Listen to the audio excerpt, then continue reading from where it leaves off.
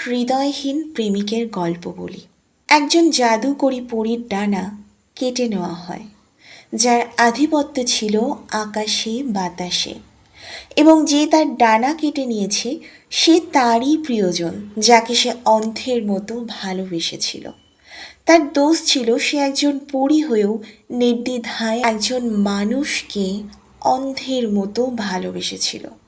আর সেই মানুষ ক্ষমতা পাওয়ার লোভে রাত দুপুরে কৌশলে তার সবচেয়ে মূল্যবান জিনিস কেড়ে নিয়েছিল। বেচারি পরীর যখন জ্ঞান ফেরে, তখন পিঠের তীব্র যন্ত্রণায় টের পেয়ে গিয়েছিল তার ডানা দুটি আর নেই।